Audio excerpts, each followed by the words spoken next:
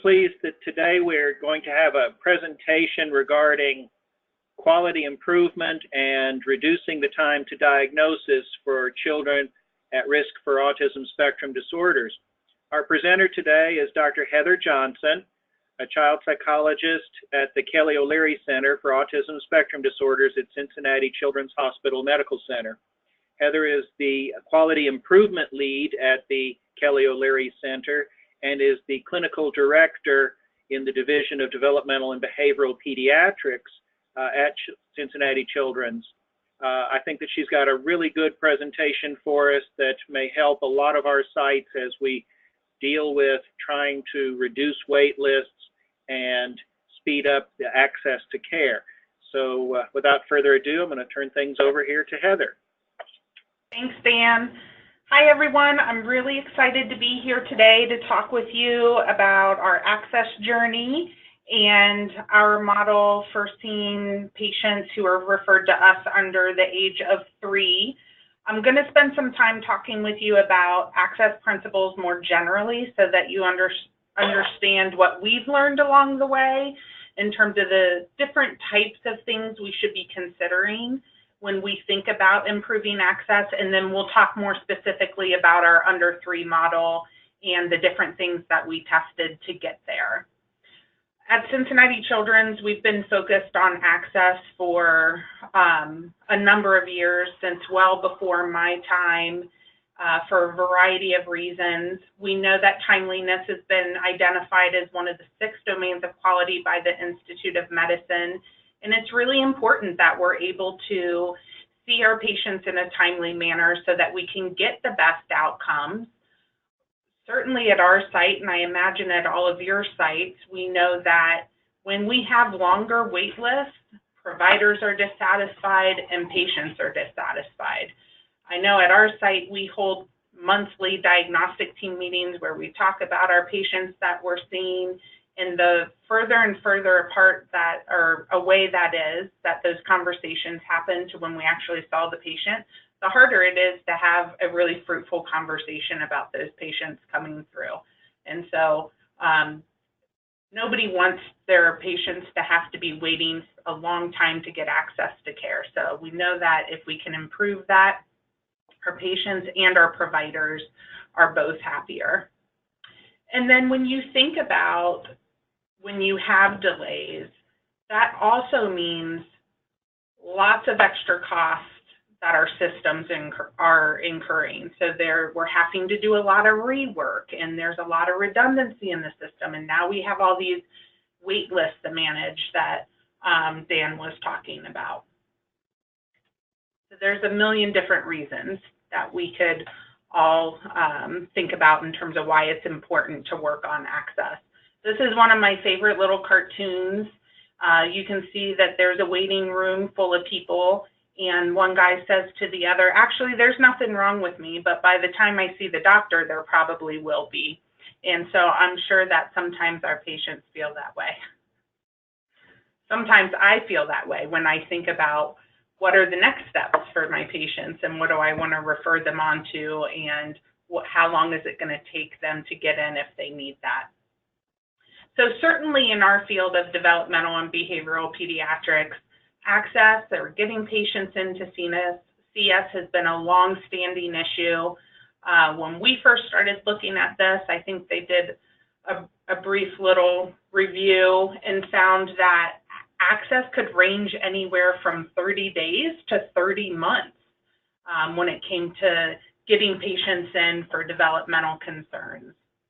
And these delays are really significant. It means that families don't understand what's going on with their child. They don't know what the diagnosis is. Oftentimes, they can't access treatment until they're able to get a diagnosis. And of course, we all know that early intervention is so important in achieving best possible outcomes. So again, access is important for a variety of reasons. So for those of you who've heard us at Cincinnati talk about our access journey, you'll know that we look at third next available appointment as one of our measures. So the thinking is Your next available appointment might just be a fluke. So maybe somebody happened to call and cancel an appointment that day, but the likelihood that your third next, and not your next available and the one after that, but your third next available is likely a better representation of what your true access is. So way before I got involved in access at Cincinnati Children's, I hear stories of Patty Manning and Donna Murray getting called to the principal's office. And what this means, I guess, is that the hospital was starting to look at access as well. And they really were calling upon them as leaders in terms of, hey, what can you guys do to fix your access? We're hearing from the community that families can't get in. Why don't you try to take a stab at it and see what you can do? And so they did some great things. They started doing some wait lists. They were prioritizing appointments, those sorts of things. And it really wasn't until we got some funding through Autism Speaks, ATN, and the AARC, along with our friends at Nationwide, to work with Mark Murray, that I got involved. And this is really what helped me to understand all the different variables and principles related to access to help us try to make a long-lasting improvement. So as you all know, today we're going to focus on our under 3 model. And I'm going to try to tie in the different principles that we learned from Mark Murray and Associates from when we worked with them many years ago, and some of the interventions that we utilize. So some of those are balancing supply and demand, reducing system complexity, eliminating all the rework we were doing, and then standardizing and enforcing clinic blocks, or the amount of time that our clinicians were down in clinic, and reducing variation whenever we could. And we'll talk about all of these in more detail. I wanted to show you, this is our run chart. You can see that it starts way over here in 2013 when I first started getting involved, and runs through our last data point is from June. So we've been looking at data for a long time, and again, way before this chart was built.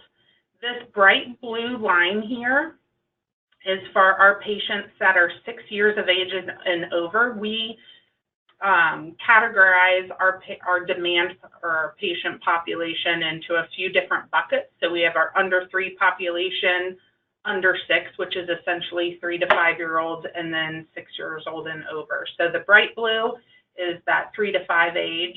The darker blue the bright blue is the over 6s. The navy blue are the 3 to 5, and then these pinks down here are that under 3 population that we're focusing on. So in terms of supply and demand, this to me is really the guiding principle. You can't have good access if your supply and demand are not balanced. And supply is meaning, what do you have available to offer patients, whether that's number of clinic hours to offer, or whether you want to look at it in terms of a number of appointments you have to offer. That's supply. And then demand is, what do you have coming into your center, or how many referrals do you have per month, per week, however you want to look at it. And this can be very difficult to measure, and it's something that we've been looking at here at our center for many, many years, and we continue to refine it and think about how can we automate it, because it can be very time consuming, but you really can't make good decisions about what to do to improve your system without knowing what you have knocking on the door trying to get in to see you. We always like to ask people the question of which varies more. I think at the beginning of this work, we all at Cincinnati Children's would have said, oh, of course, demand varies more. You know, the start of the school year starts and everybody's having problems at school, and so then we have all these crazy number of referrals, and then it goes down again because kids are out over Christmas time, and it's just up and down all through the year. Really, when we look at it, the opposite is true. Our demand is much more steady not to mean that there aren't some cycles to the year. That is true. We, at our center, notice that referrals go up at the beginning of the school year and the end of the school year, kind of around IEP time. But for the most part, demand is fairly stable for us. But our supply sure does vary a lot, and it's very difficult for us to measure supply or how many appointments we're offering per month at our site. I think the assumption is that we will always be over-demanded and undersupplied in our ASD clinics. I know that I go through periods of feeling that way, but I think what we've learned is that there are different things we can do to intervene to make it better, so that we can own a little piece of how do we improve our access, or what can we do a little bit differently so that we can serve patients and families that are waiting for us. So if you look at us as an example, when we first started looking at our demand, and actually for quite some time, we were able to figure out that we were getting on average 420 referrals per month. Half of those were over 6 years of age and about half were under 6 years of age. And then when we sliced it a little bit more specifically, for that under 3 population, we knew that we had 56 referrals per month. We had learned from working with Mark Murray and Associates that we should strategically oversupply. So if we want to make sure that we can get those itty bitties in real quickly and get them going and hooked up with the treatment services that they needed, we should probably offer 120% of the appointments that we think we need, because people are going to no-show or they won't be able to come in on that day. We ended up doing that initially and thought that was probably a little bit too much. We had some slots going unfilled, and so we settled at about 60 visits per month, because not all of those referrals ended up getting scheduled. So that worked out for us. So that's where we started with that under 3, was we had 56 referrals per month. And then we started to look at, okay, how do we mitigate some of this supply variation? So we started to work with providers and getting them in clinic blocks.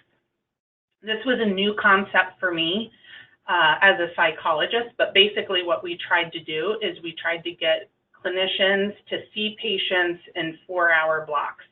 And that meant doing some different things to make them fit into 4-hour blocks, because what people like to do is, oh, I'll go down to clinic for a couple of hours and then I'll come up and do some documentation and then I'll go back down. And people weren't really able to be as efficient as they needed to be. It was harder to schedule. We weren't able to utilize our spaces efficiently. So we started to put people in clinic blocks. It also allowed them to be able to flip to other appointment types more readily if they needed to. The other thing that we learned through working with the consultants was that we needed to look at things like Monday holidays. So if we knew that we wanted clinicians to be in clinic X hours per year, but they had really big clinics on Monday, well, guess what? That was a lot of patient hours that we thought we were going to be seeing patients, but we weren't seeing patients. So at our institution, we have something called the supply management tool, which is honestly quite cumbersome to use, but we have found it incredibly helpful in helping out with access and getting providers productive. And you basically put in what clinics providers are expected to be in and when they are actually scheduled to be in, and it tells you when somebody is closing too many clinics. So the other thing that we looked at were providers leaving time on the table. And what I mean by this is we had some providers who were in clinic for a very long visit length, but they weren't necessarily able to bill for that amount of time. Or maybe they were providing cushion in between visits because everybody likes a little breather between kids, right? But what we figured out was that all of that time being left on the table, when you add that up across the course of the day, across the course of a week, across the course of a year, and then across so many providers, that ended up being a lot of time that we could have been seeing patients that we weren't. Specific to our under 3 model, we started to have conversations in our division about a coverage system. And so for these arena visits that we're going to talk about, if a provider is going to be out, instead of just closing that clinic and nobody sees anyone for that time period, they're not expected to find coverage, but we really did work very hard to foster a culture of please email your friends and let them know you're going to be out, and just ask, hey, I'm going to be out. If anybody's interested in covering that clinic for me, let me know. And we've been doing this model for a few years now, and I personally have never, ever been in a situation where somebody didn't immediately respond to me and say, I can do it, I want to do it, because that's how much they love the model. So just that one simple ask, I think initially people felt really guilty making the ask because we're all busy and we're all in clinic, but just that one little ask has helped out a whole bunch. So that's coverage. I wanted to give you a little bit of a snapshot of what our latest demand dashboard looks like. We are very, very fortunate to work in an institution where we have some access to analysts who are able to help us analyze some of our referral data. And we're also very lucky that access is a big initiative within the broader institution. So there are some resources being dedicated. So I'm able to, at any time, log into this program. I think it's called Business Objects. And I can, at any point in time, in real time, get real-time data as to how many referrals we have gotten to date. And I can slice it and dice it in any number of ways. And so if you look at the left-hand side of your screen on that graph, that tells you overall how many referrals have we gotten per month this year. And you can see that on average, that's 538 right now. You might remember on the last slide, I had said to you when we first started this work, we were getting 420 referrals a month. You can see that is no longer the case, and we're receiving significantly more referrals per month. We've had a couple months where we're really at or above 600 referrals per month, which was a little overwhelming to see when they first showed me this program. On the right-hand side of the screen, you'll see, again, it's sliced and diced by the age group. So the green line is how many referrals per month for our over 6 population. The blue line is for the 3 to 5-year-olds. And the orangish yellow line is for our under 3 population. And you'll again remember that I told you that we had 56 referrals per month. And now you can see that has pretty much doubled or more, which again was very overwhelming for us because we have built, remember, a model based on what we thought our demand had been, and it really had been that. And because our access has gotten so good, our referrals have become more and more and more, and which can be overwhelming, but which is a great thing. We're very proud that we've been able to make that much of a significant gain to where people are wanting to come here because they can get in a good amount of time. So that's how we use our demand dashboard. I can literally click and be able to find out, okay, well, how many of those are within our primary service area? How many of those are from our national service area? Or how many are international referrals? And how many of those are for autism versus not autism? So that's been really helpful for us in terms of thinking about new models of care. And knowing when to hire and how many appointment types to offer for, or how many appointment slots to offer for each referring concern.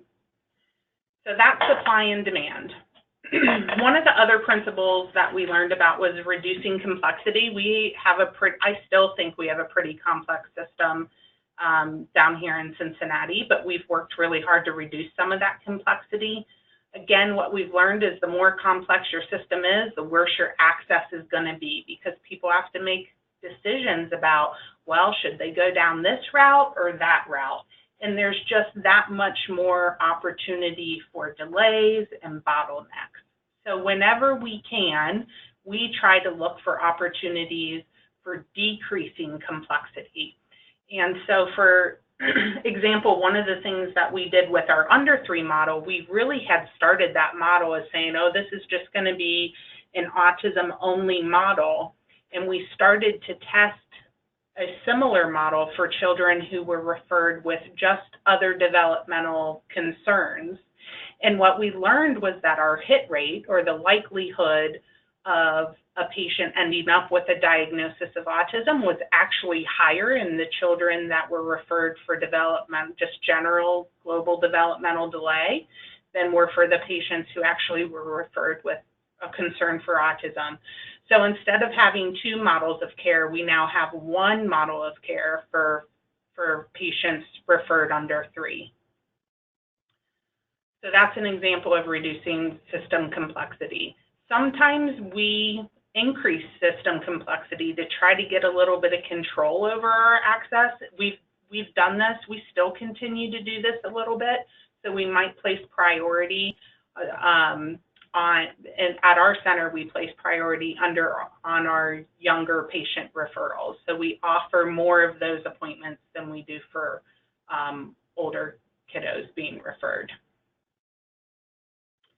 So in terms of different ways for intervening or ways to reduce complexity, our number 1 is always looking at our visit types. We have over 300 different visit types in our division. We're a little bit ashamed to say that. We don't need all of those, so we're always looking for the ability to collapse those visit types whenever it's appropriate to do so. Sometimes it's not appropriate to do so, and you really need that differently so that things can get scheduled appropriately and with the right providers at the right time. But at other times, it's not really needed, and whenever you can condense those, you should. We also did some work around aligning our visit types. So one of the things we did was standardizing our age cutoffs. So I mentioned to you earlier that the way that we stratify our population is under 3, 3 to 5, 6 and over. Well, it wasn't always that way. For autism, it was this, and if you had Down syndrome, then you had different age cutoffs, and so now we have that standardized across the division. And what seems like how can that possibly help? It actually does when it comes time again to scheduling different types of things and being able to flip different types of appointments and making the most of what you have available. So you can start with stuff like that. And then we've really embraced this thought of standardize what you can so you can individualize care when you need to. So we've done a care algorithm project related to our under 3 model and really tried to standardize how those kiddos come through, what kind of assessments we give them when they come in, and then depending on what happens or what they come in with, we might change things up in the moment, the day they come. But for the most part, it's standardizing other pieces when we can. I wanted to talk a little bit with you about backlog reduction. Backlog reduction is this sense of catching up or adding supply temporarily to try to catch up. It's really not a long-term strategy, and best to use it when your demand and supply are balanced. We utilize backlog reduction periodically. We're doing it right now, actually, because our access is not great right now. And what we've learned is that incentivizing providers helps. So if providers are making their productivity, they're eligible to participate in incentives. And the way that we kind of wrote our policy is if a visit type gets out more than 70 days, we will offer that as an incentive clinic. So they can see those patients or offer those clinics on the evenings or the weekends for extra money. And it has really incentivized providers to get productive just for their normal metric, and then they are very happy to work for extra money. So that's been successful for us. I want to talk a little bit about wait lists. We've worked very hard to get rid of wait lists whenever we can. On our diagnostic side, we don't have wait lists anymore. We still have them for their ongoing therapy services like psychology appointments or speech therapy or occupational therapy. What's important to remember about wait lists is that they're a source of hidden delay. So you can't, if you're looking at your third next available appointment, it might tell you, oh yeah, you have something available in a month, but you can't see the 100 kids that are waiting to get in on the wait list. It takes a lot of work to manage a wait list. We find that we are always having to go back and look at those wait lists and quote unquote clean them because they're not always up to date and true. And so we try to get rid of them whenever we can. We've been most successful in doing that when we've been able to get our wait list down under 100 or so, and our third next isn't so bad. So maybe it's at our goal, which for us might be 30 days. For example, that's always been our teetering point when we start thinking about should we dump the wait list or should we try to do some other things first. So whenever you can, try to avoid those wait lists because it just is a lot of rework for whoever's having to manage it. I talked a little bit earlier about standardizing care. This gets to the principle of reducing variation. So the more variation you have, again, the harder it is on access because there's lots of different ways and processes to do things, which again just means more opportunities for somebody having to make that decision and more opportunity for people to end up in the wrong line. So some of the things that we've reduced in terms of variation were visit lengths. We realized we had a lot of provider preference going on. So it used to be where I could say, oh, I only want to see 6 and over concerns for autism on Tuesday at 1 o'clock, but I'll see the little kids on Friday morning. And there wasn't really a clinical rationale for that. It's just kind of what I wanted to do. And so we've tried to really shift our thinking to really let clinical care guide rather than provider preference guides. We really think about, okay, how should this happen? And does it really matter if that patient comes at 2 or 5 or 8? So for example, our under 3 model that we're focusing on, almost all of those clinics happen in the morning because guess what? That patient population is awful cranky and ready for nap time in the afternoon. And so that was more about the patient rather than the provider. Our recommendation really when you start thinking about variation is to start in one place. Start small, otherwise it can feel really overwhelming. And for us, again, one of the things we talked about was visit length. So we had some providers who had 30-minute visit lengths, others had 40, other had 45, and other had 60. So now we have just 2. And then again, that helps our schedulers when they're trying to make the most of our schedules. So let's talk about our under 3 diagnostic model specifically. The way that we've designed it is that we see 4 patients in a 4-hour block, and this wasn't the way we started. This is the way we ended.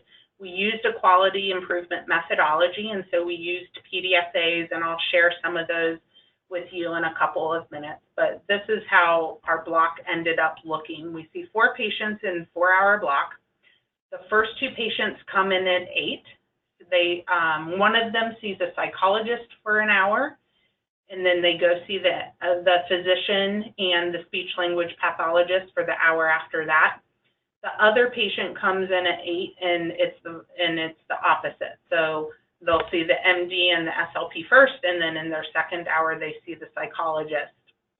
When they're with the physician and the speech language pathologist, what they do is they look at the referring concern. The pediatrician spends the bulk of the visit getting a good history from the family, and at the very end they do their physical examination.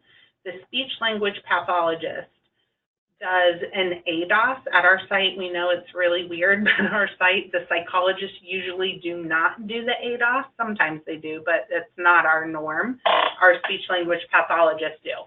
So if there's a concern for autism, they do the ADOS. If there's not a concern for autism, they will do a language assessment instead. And then the psychologist does the Mullen, which is a developmental measure, and the Vineland, and the parent does the CBCL. And so it really is, the patients come in for 2 hours apiece, and then we see them back in 2 weeks. At 10 o'clock, the process repeats itself. So at 10 o'clock, 2 more kids come in place of the first 2. And so that's how we get 4 seen in a day. Like I said, that's not how we started. We started with little PDSAs. For those of you who aren't familiar with quality improvement, this is a little worksheet. Quality improvement is all about small tests of change, and so PDSA stands for Plan, Do, Study, Act, and it's really the thought of you start with one little idea and you just test it once and see what happens. And so this is a nice little tool that we have at our center that helps us walk through, okay, what are you really saying that you want to try?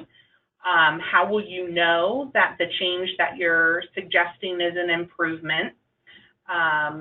What are the key drivers that you think the change is going to impact? What's your prediction? What do you think is going to happen?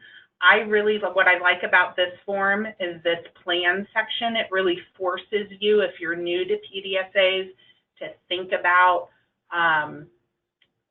what are the steps that need to happen and who's responsible for the test to happen. And then over on the right side is all about what you learned. So did you carry out the test as planned? What did you learn? What did your data tell you? Was there anything that happened that you weren't anticipating? And then what do you want to do about it? Was it so horrible that you want to abandon the idea? Was it so great that you're just going to do it and adopt it? Or are there some things that you want to make some changes to and you want to adapt the test and try something else again? So the way we started was with one patient. So it was 1 4-hour block, and we got an MD, a psychologist, and a speech language pathologist together. And Patty said, hey, we want to try this. And I said, that's fine, but I get to pick the team. So I picked the A team, and they just started out with one patient, and they tried it to see how it went, and they loved it, but they struggled at first. So part of it was we had started with the Bailey for the purpose of hoping to get them into our Help Me Grow program, our Birth to 3 program, more quickly. And so the provider wasn't as fluent on that measure. And it was just clunky. They were a new team trying to work together, and they hadn't done that before, but they loved that they saw each other in close proximity, got to talk about the patient in real time, and had a clear plan for that patient before any of them left clinic that day. So they loved it. And they came back and said, Heather, we love it. We want to try to do 2 patients in the 4-hour block, and really we're going to split up and do it where we flip, where somebody will come in and see the MD and the speech, and then the psychologist will have somebody to see in the meantime too. And they loved that. And they came back and said, we want to do 4. And I said, you guys are crazy. And I started to worry about, are you really going to do that? And how are you going to have time to do that? And what's the quality of that appointment going to be like? But they wanted to try it. And so who am I as the quality improvement lead to say, no, you can't try it. You can try anything once. So some of the things that they tested were what measures to use. They tried adding measures. So when they first did this, it was really just a Mullen for the psychologist. Now it's a Mullen, a Vineland, a CBCL. We've tested how do we go about getting a language measure if we think we really need that in addition to the ADOS. We tested, and once we felt good about the model, we started testing with other teams. Do they think they can do it? Understandably, this was a huge change for us. We went from seeing, the psychologist got 4 hours all to themselves to see the patient in our old model. So to go from having 4 hours to an hour to do your assessment was a big drastic change. And so when people got wind of, oh, we're testing this, obviously they had some concerns about, oh my gosh, how am I going to do this? So we started testing with other teams and asking them what they thought they liked about the model and what their concerns were and what else they wanted to test. I mentioned earlier that we started testing a model for non-ASD referrals and how that really led us to think that we should merge into just one model, because we ended up having many of those referrals ended up having autism anyway. And then we started scaling it. And then the most recent thing we did was our algorithm work. And I'm thinking that I didn't put a slide describing our algorithm, but I'm happy to share that with the group if people are interested in it. But basically what happens is when somebody comes in with a concern, there's a decision tree in terms of if there's a concern for autism, they'll end up getting the ADOS, versus a concern for DD, they won't. But there are provisions for if they've already had the portions of the evaluation, not redoing that. We're trying to be very responsible in terms of not being redundant. So if they've just had a Mullen, why would I redo a Mullen if it's from a reputable source? So that's part of the algorithm. There's provisions in there for we might change what we decide to do in terms of, let's say there's a patient who comes in and their concern is for global developmental delay, but within the first several minutes of the evaluation, it's clear to us or the family has a concern for autism, we'll switch and do the ADOS so that we can make sure that we get that done that day. So here's an example of one of our PDSAs. And I don't know if you all can read that, but it says that 4 patients are going to be scheduled and describes how that will happen. And this was back when they were doing the Bailey. The person doing the test was trying to do the Bailey. And they thought that it would be an improvement if all the assessments got completed. So this was a test where we were trying to see, can we get all the pieces that we would really want to have in a comprehensive evaluation, which was a struggle. And so you can see over here, 3 of the 4 patients came, 1 no-showed. Out of those 3, they only got a CBCL on 1. But they were able to do the ADOS, get the developmental measure, and the Vineland. And so they had decided that they wanted to test adding the PLS so that they could have the ADOS and the preschool language scale and the CBCL, and test doing the Mullen instead of the Bailey because they thought they would be more efficient with that measure. And it's what we were most of our clinicians were used to giving. The other suggestion that they wanted to try was scheduling the ISS, which is what we call our results appointment, ahead of time, so that the family had that ready and on the books before they even left clinic.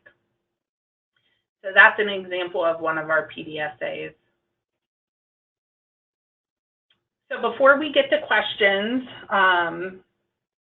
we just want to kind of leave you with this. Probably ASD clinics will be chronically over-demanded and undersupplied. We get more and more referrals all the time. You know, when I first started doing my dissertation, I want to say it was 1 in 500, and obviously that's very different from the numbers that we look at now. So there's many, many patients that are waiting to be seen. There's no shortage of demand. But I'd like to suggest that the way that we construct our systems can sometimes contribute to the delay as well. And that doesn't mean that we have to jeopardize what we think is good clinical care, but we should think about what are our contributions and what can we do to avoid adding to that delay. We have many opportunities to improve our systems, reduce delay, and improve patient and provider experience. So I'd like to open it up to questions. I'm sure people have questions about what this is like. And so, yeah, I'll leave it at that. So thank you very much, Heather. We do have a few questions, and then folks can always feel free to type some more into the questions bar or unmute themselves to ask additional questions. The first one goes back to some of your metrics slides, and just a question about how the information for the metrics is populated, whether or not you have staff that are dedicated to making decisions about pre-visit diagnoses, and kind of your thoughts on the extensive work that it might take for support staff to know some of the details about referrals, whether they're local referrals, non-local, international, et cetera. Okay, so I think they are referring to this slide and how we measure our demand. When we first started with collecting this with Mark Murray and Associates, when we had that funding to really look at our access, we had a scheduling manager that helped us collect data, and we basically had our schedulers doing it, and we created just a simple spreadsheet, and then our analysts worked on the back end to make sure that we were getting them coded correctly. So, for example, there was a drop down, and if on the referral it said autism, DD, speech delays, the scheduler as it came in might click on each of those, but the analyst knew, oh, we're going to code that as ASD concern.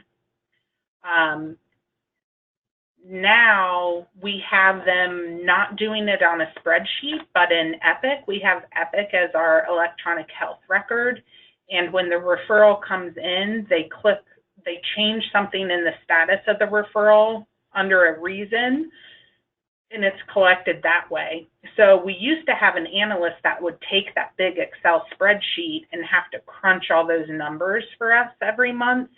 Now it just goes into the system and a report is pulled, and I can pull in those numbers in real time and slice and dice that for me. And so that's how we do it now. But initially it was very time consuming. Great, thank you. So we do have some other questions. So one is kind of focused on, we're talking about the ARENA model for diagnosis under 3. Do you have any advice or thoughts about when a child transitions into a different age group while they're waiting to be seen? So a 0 to 3 child turns 4, for example, is the diagnosis appointment done the same, different? Okay. So it's actually under 3 for us. So it would be when they flip to 3. So the schedulers look to see, you know, are they going to be 3 by the time they get in? And if they are, they jump into our other model, and I can talk with everyone about what that looks like. periodically we will get somebody who had just happened to turn 3, so they're like a new 3, and that hasn't been a problem for us in seeing those kiddos in this model. Our next age up model really is just for kids who have a concern for autism, and it's a same-day model, so there's nothing different we do about the visit itself, but we see them in the same day. There's a little bit shortened visit length, so again, we have 2 patients who come in at 8, and for the first 2 hours, they see either the psychologist or the speech-language pathologist, and then they flip after 2 hours. So again, instead of seeing, under the old model, I would have seen 1 patient during that 4-hour block. Now I'm seeing 2 patients in that 4-hour block. That's a model that we've been testing for a couple of years, but had not pulled the trigger on until recently in terms of implementing it. I think I got schedules built really just this past January, so we haven't been doing it very long. It took a lot of testing in that model. Once you get to start seeing older kids, there are other concerns. When they're itty bitties, they usually can't do a ton, so it doesn't take very long to test them. And there's not as much in terms of differential diagnosis. Once they get older, then you have to start looking at things like, is this ADHD? Is this anxiety? What else is going on? And they're able to do more, so their testing visits take longer. So that's our 3 to 5 model that we just recently started implementing. And then our over 6 model is what we're working on now. We had already been planning on revamping that model because currently how most of those kids come in is they see a physician first, but often their primary concerns are mental health. So we've been thinking about, does it make more sense to have them see a psychologist first and then order whatever we think is indicated that way? And then with our increase in demand, it's really forced us to say, okay, we have to do something differently so that we can open up some supply for these under kids too. So that's our next big thing to take on, is the over 6 model. Then the next question is about how the SLP administers an ADOS while the MD is gathering history from the parent. We get that question a lot. We get that question. And whether or not you require two caregivers to come to the appointment to kind of assist as well. We do not require their 2 caregivers to be available, but there are usually 2 caregivers available. It's in the same room and it's in close proximity, and so the parent is available. And there are portions of the ADOS, like for example, and I'm not research trained on the ADOS, but I know it well enough to know that there are portions where they call the parent in to participate in certain parts, like calling the child's name or trying to get their attention, and they're right there. And the child continues to make overtures to the parent in those situations. So we get that question a lot. We don't see it as a problem at our site. And so then, did you have any providers that were resistant to this change or that left because of these changes in kind of how? We have not had any providers leave. We absolutely had providers who were resistant. What we learned was that if we could get them to try it once, they were sold. The last provider we got on board is just now finishing her PhD. And so she's in school and she's learning things in a very particular way.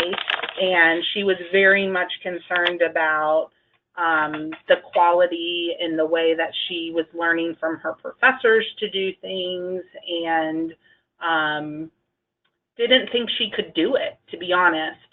And so she was the last one to try it, and she came up from clinic and found me right away and said, I do not want to see kids under any other model but this. And so it's been funny. People were super anxious about doing it, and then once they started doing it, they don't want to go back. And now when people get misscheduled into a different model, so let's say maybe they should have been in the under 3 and they ended up getting scheduled as the other way, they come to me and they're irritated because they think it's a waste of time for them to come through our old model now. They really see it as a disservice to the family. That's really great to hear. And so some more questions. When do you typically have kids come back for reevaluation? And then a follow-up to that, do the children usually receive therapy at Cincinnati Children's or from outside sources? Okay, don't let me forget that there's 2 pieces. So we have families come back within 2 weeks to get their results. And at that young age, I would say I honestly don't know when they get reevaluated. My hunch, my anecdotal experience is usually around school age when they're starting to enter into, kindergarten, 1st grade. Sometimes they'll get sent back through to see where they are. So this is where you were when you were initially diagnosed, but now where are you in preparation for entering the school system?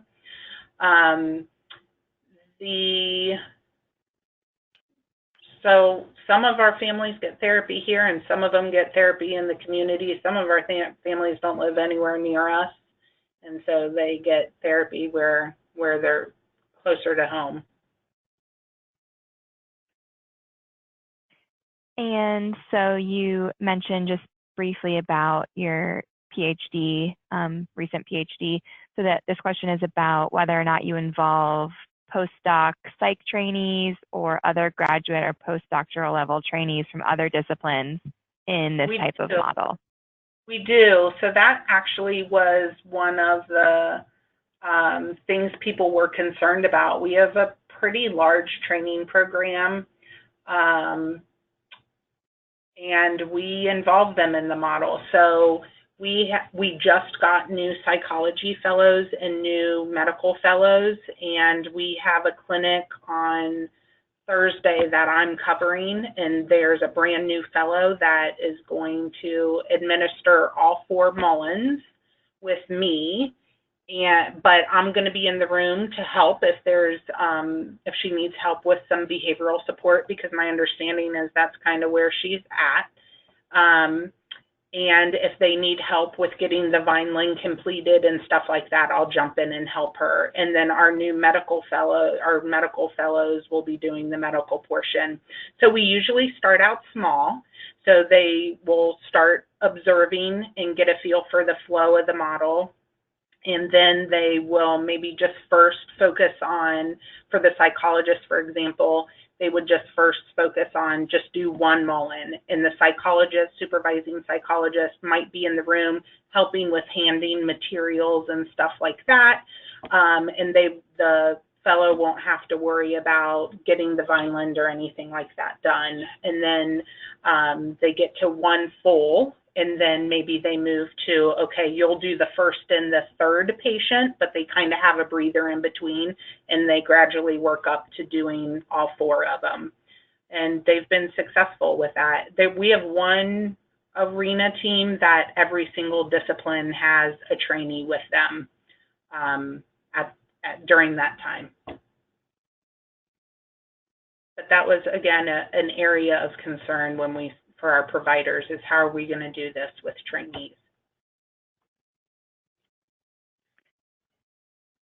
So that's all the questions that I have, and we're just getting about to the end of the time. So if anyone has any additional last-minute questions, if not, This is Dan. I do want to thank Heather for a really wonderful presentation today. She covered a lot of details that people often ask about when they're looking at trying new models and making changes in their clinical models.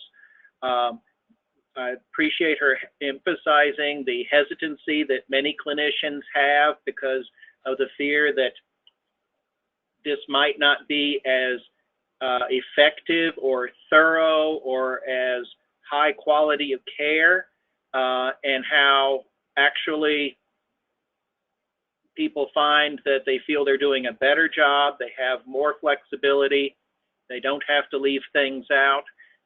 So I think that that's just wonderful reassurance to everybody and encouragement to try tweaking your models of care, including making major changes as they did here at the Kelly O'Leary Center.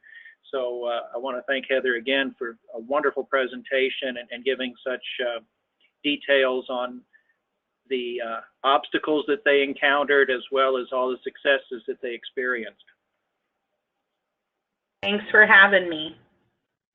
Just one last minute question for you, Heather. Do you all collect data on accuracy of diagnosis? Well, no, I don't. What I guess I have a follow-up question is, as measured by what? Meaning, do we change our mind later? Or, I mean, how do you know if your diagnosis is accurate, I guess is my question.